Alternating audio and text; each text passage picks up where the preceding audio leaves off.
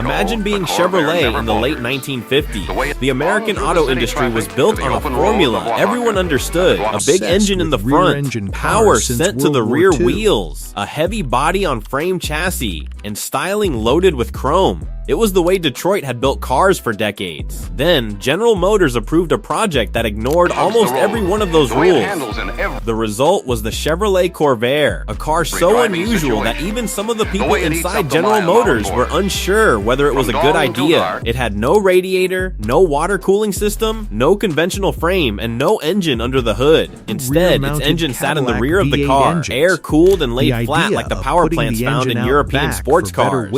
It was one of the boldest engineering experiments ever launched by an American manufacturer, and it would become one of the most controversial cars in automotive history. To understand why the Corvair existed, you first need to understand the man behind it. His name was Edward N. Cole. He became Chevrolet's chief engineer in the early 1950s and later rose to become general manager of the division. Unlike many executives, Cole was a true engineer at heart. During World War II, he worked on military vehicles, including light tanks that used rear-mounted engines. The experience left a lasting impression on him. He became fascinated with the advantages of placing the engine behind the passengers instead of in front. By the mid-1950s, another factor was pushing Chevrolet towards something new. The Volkswagen Beetle was becoming increasingly popular in the United States. Americans who wanted affordable, economical transportation were beginning to look beyond traditional domestic cars. Most American manufacturers planned to fight back by building smaller versions of their existing vehicles. Chevrolet decided to take a much bigger risk. In 1956, Ed Cole assembled a team of engineers and challenged them to create a truly different compact car. The project moved quickly. By 1957, the design had been presented to General Motors executives and received approval. What emerged was unlike anything Detroit had ever produced. At the center of the Corvair was its remarkable engine. Chevrolet called it the Turbo Air 6. It was a horizontally opposed six-cylinder engine, commonly known as a flat six. Instead of standing upright, the cylinders were arranged flat in two banks of three. This layout helped lower the center of gravity and allowed the engine to fit neatly in the rear of the car. Even more unusual was the fact that the engine was air-cooled. Most American cars relied on liquid cooling systems that used radiators, coolant, hoses, and water pumps. The Corvair had none of those components. Instead, a large engine-driven fan forced air over specially designed cooling fins on the cylinders and cylinder heads. The system was simple in theory, but difficult to execute properly. Air is far less effective at carrying away heat than water, so engineers had to carefully design every aspect of the cooling system. The original version displaced 140 cubic inches, or roughly 2.3 liters. Buyers could choose either an 80 horsepower version or a more powerful 95 horsepower model. While those numbers may sound modest today, they were perfectly respectable for a compact economy car of the era. As production continued, Chevrolet steadily improved the engine. Displacement increased to 145 cubic inches and later to 164 cubic inches. Power climbed as well, giving the Corvair more performance while maintaining its unique character. Later versions became even more powerful. By the mid-1960s, naturally aspirated engines with 4 carburetors produced 140 horsepower, while turbocharged models reached 180 horsepower. For a compact car of that period, those figures were extremely competitive. Of course, the engine was not perfect. Early Corvairs developed a reputation for throwing fan belts at high engine speeds. Because the engine relied entirely on airflow for cooling, losing the fan belt could quickly lead to overheating. Chevrolet addressed the issue by redesigning components and introducing a lighter cooling fan. Oil leaks were another common complaint. Areas around the valve covers and pushrod tubes often seeped oil as the cars aged. Fortunately, many of these problems were corrected through improved seals and updated components.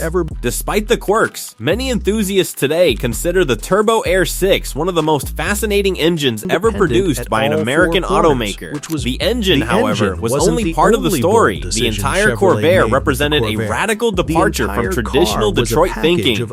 Most American cars of the era used body-on-frame construction. The Corvair instead featured a unitized body structure, often called unibody construction. This approach reduced weight while increasing rigidity. It was another first for Chevrolet and demonstrated just how serious the company was about innovation. The suspension system was equally ambitious. The Corvair featured fully independent suspension at all four corners. That was virtually unheard of among mainstream American cars in 1960. Combined with the rear engine layout, the design promised excellent ride quality and handling. Styling also broke from convention. There were no oversized tail fins, no excessive chrome decorations, and no giant grille dominating the front. But the Corvair looked clean, modern, and almost European. It sat low to the ground and projected a sophistication that distinguished it from many competitors. Because the engine was mounted in the rear, the front of the car contained a luggage compartment. This arrangement created a surprisingly spacious interior and a flat floor that improved passenger comfort. Steering was light because there was little weight over the front wheels, and traction in snow or poor weather was often better than expected due to the weight over the driven rear wheels. The automotive press loved it. Motor Trend named the Corvair its car of the year for 1960. Time magazine featured Ed Cole on its cover. Chevrolet sold tens of thousands of units almost immediately. For a brief period, the Corvair appeared destined to reshape the future of American automobiles. Yet beneath the success, a serious issue was developing. The first-generation Corvair, produced from 1960 through 1964, used a swing axle rear suspension. While this design allowed independent wheel movement, it also introduced handling challenges. During aggressive cornering, the rear wheels could change angle dramatically. Under certain conditions, a rear wheel could tuck inward, reducing grip and causing sudden oversteer. Because the engine sat behind the rear axle, a large percentage of the car's weight rested over the back wheels.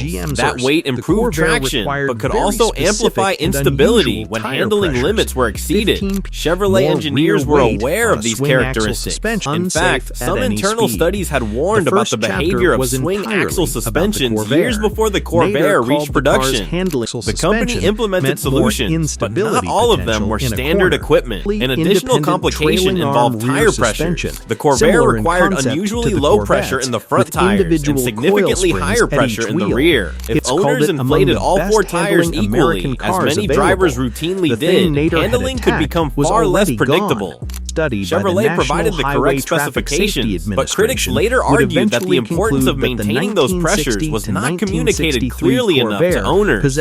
The controversy exploded in 1965 when consumer advocate Ralph Nader published his book Unsafe at Any Speed. The opening chapter focused heavily on the Corvair. Nader argued that the car's suspension design made it inherently dangerous and accused General Motors of ignoring known problems. The book became a national sensation. Suddenly, the Corvair was no longer simply an unusual compact car. It became the center of a debate about corporate responsibility, vehicle safety, and consumer protection. General Motors responded disastrously. Instead of directly addressing the criticism, the company hired investigators to look into Nader's personal life. When the effort became public, it triggered a public relations disaster. GM executives were forced to apologize, and the controversy only increased public sympathy for Nader. In 1972, years after production ended, a federal safety study concluded that the early Corvair's handling was not significantly worse than that of several competing compact cars from the same period, but by then, the damage had already been done. The Corvair faced another challenge as well, the arrival of the Ford Mustang. Introduced in 1964, the Mustang became an instant sensation. It offered sporty styling, countless customization options, and familiar conventional engineering. Buyers flocked to dealerships. More than 1 million Mustangs were sold within its first 2 years. The Corvair had helped prove that Americans wanted sporty compact cars, but the Mustang ultimately captured that market.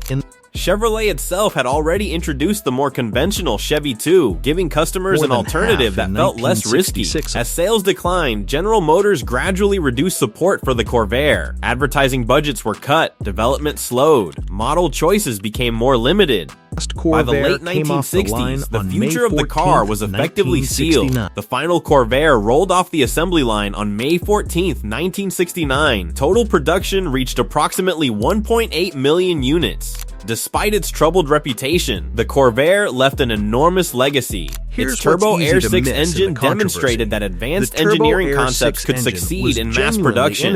One thing is impossible to deny: the Corvair was unlike anything else Detroit had ever built, and perhaps that is exactly why people are still talking about it today.